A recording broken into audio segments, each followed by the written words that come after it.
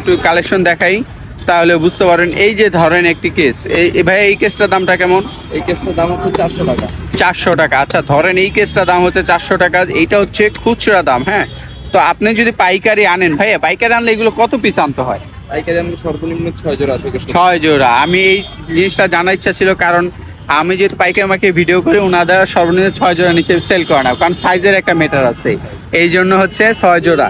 মানে আপনি যেইটাই নেবেন পাইকারি মার্কেটে 6 জোড়া, খুব রিকোয়েস্ট করলে 5 জোড়া আর কি। খুব রিকোয়েস্ট করলে মানে যে পরিচিত হয় তাহলে হয়তো আপনাকে দিতে পারে, কারণ ওদের হাতে একটা বক্স থাকে, কার্টন থাকে।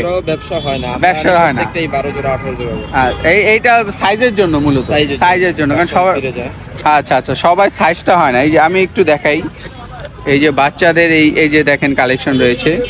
তারপরে আমি জাস্ট কালেকশনগুলো দেখাই, আপনার কি কি কালেকশন নিয়ে ব্যবসা করতে পারেন। হ্যাঁ, আমাদের প্রচুর কালেকশন ছিল, এখন তো শীতের শেষ পর্যায়ে, শীত শেষ পর্যায়ে। এরপরে আবার ধরেন সিজন শেষ হয়ে গেলে তারপর আবার স্যান্ডেলের কালেকশন, ঈদের কালেকশন আসবে না? আচ্ছা আচ্ছা, এই যে দেখেন আরো কালেকশন, আমি জুতোগুলো একটু দেখে দিই। এই যে দেখেন এইগুলো আপনারা নিতে পারেন।